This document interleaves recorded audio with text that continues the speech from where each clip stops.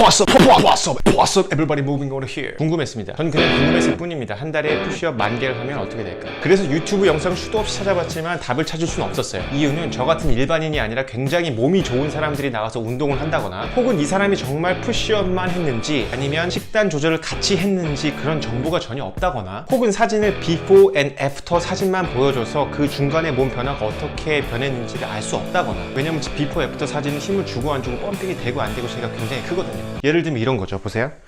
이렇게 했다가 이렇게 하면 몸이 좋아져 보이죠? 이렇게 했다가 이렇게 하면 몸이 좋아져 보이는 것처럼 혹은 한 달 사이에 몸이 너무 좋아져서 이게 정말 푸시업만으로 가능한 일이야? 한 달 만에 가능한 일이야? 라는 의심이 생기기 시작했습니다. 에이 이럴 바엔 그럼 내가 직접 기록을 해보자 라고 생각이 들었습니다.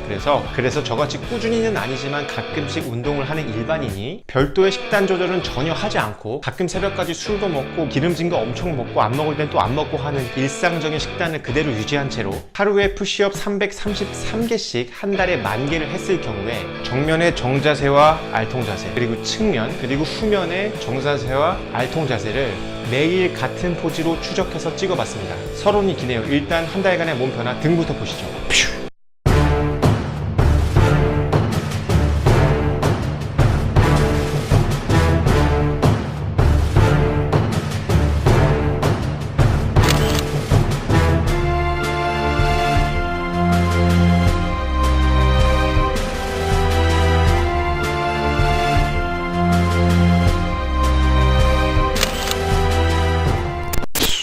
어때요?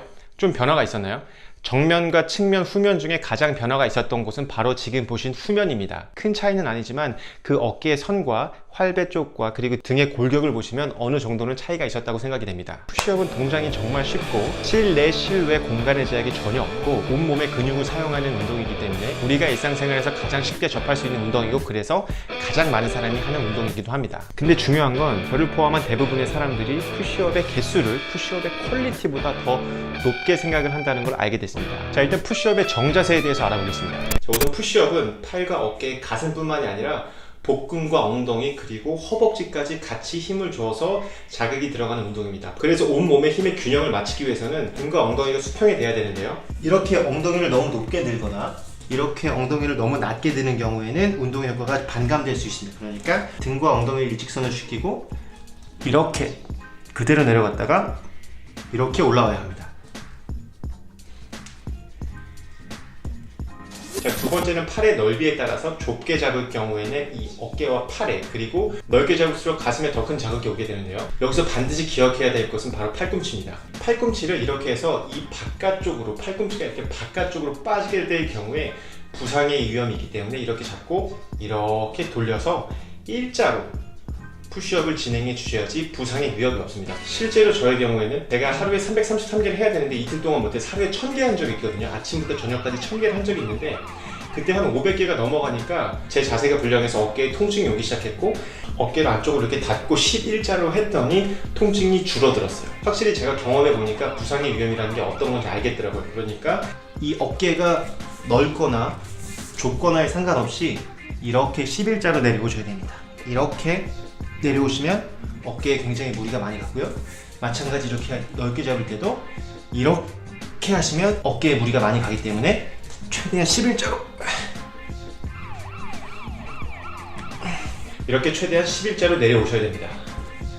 자, 푸시업을 하실 때는 가급적 이렇게 정자세를 유지를 하셔야 돼요. 그래야지 더 큰 근육, 더 많은 근육이 자극이 되고 더 큰 효과를 볼 수가 있습니다. 간혹가다 이렇게 하시는 분들 계시죠? 대부분 이렇게 많이 하실 거예요. 예를 들면 엉덩이 뒤로 빼고 땀 맨 밑에까지 내려갔어! 라고 생각을 하는 것이 혹은 얼굴을 이렇게 내려서 이렇게 머리가 닿습니까? 아, 다 내려왔어 라고 생각하는 거죠. 근데 그대로 이 자세로 끝까지 가슴까지 가서 올라오셔야 됩니다. 이렇게 했을 때 어깨 근육이 더 많이 자극이 오는 걸 볼 수 있어요.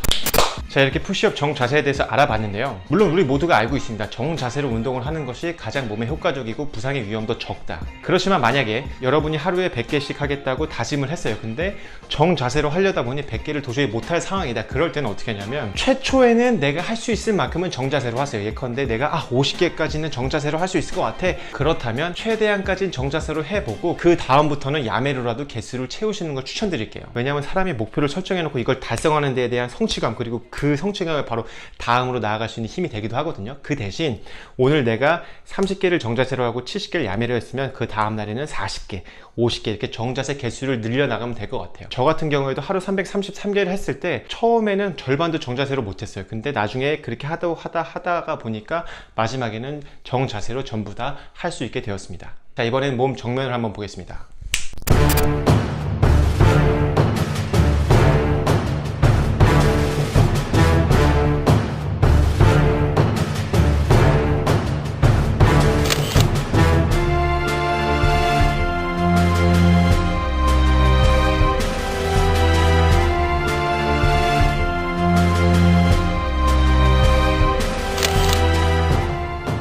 정면을 보시면 알겠지만 제가 식단 조절을 따로 하지 않았기 때문에 복근이 선명해진다거나 뱃살이 쏙 들어간다거나 하진 않았습니다. 확실히 식단 조절 없이 복근을 선명하게 하는 건 굉장히 힘든 운동이고, 물론 푸시업이 복근에 힘이 들어가긴 하지만 복근을 눈에 띄게 발달시킬 만큼 큰 자극을 주진 않았어요. 그렇지만 확실한 건 바디 컨디션은 굉장히 좋아졌고 제 눈에는 어깨와 가슴 쪽에 약간의 근육이 붙은 것은 보이네요. 실제로 제가 조금 느끼거든요.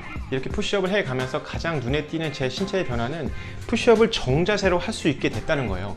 예전에는 습관적으로 이렇게 팔을 벌려서 하거나 엉덩이를 내려서 했다면 이제는 챌린지가 끝난 지금도 푸시업을 할 때는 저도 모르게 정자세로 이렇게 푸시업을 하게 됐습니다. 그리고 그게 처음보다 어렵지 않게 됐어요. 이건 제가 이번 챌린지를 하면서 얻은 굉장히 큰 결과라고 할 수 있습니다.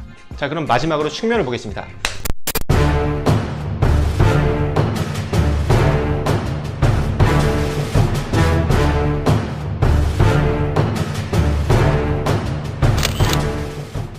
자, 측면의 경우는 거의 변화를 찾아보기가 힘듭니다.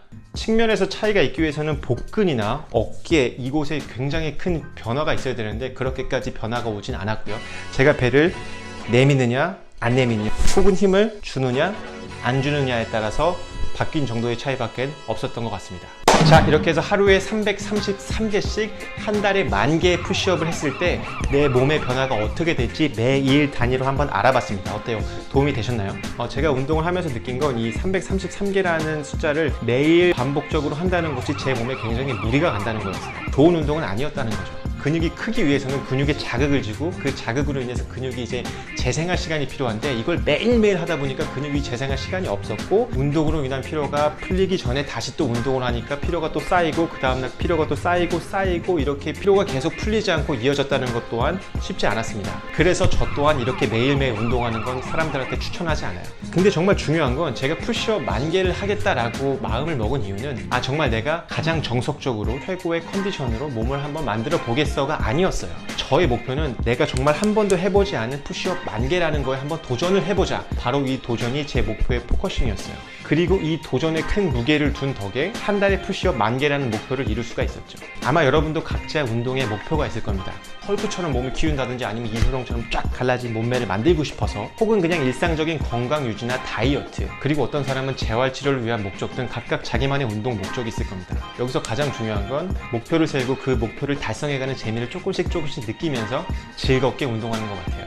저도 비록 챌린지는 끝났지만 이걸 계기로 해서 더 많이 목표를 세우고 운동을 해보려고 합니다.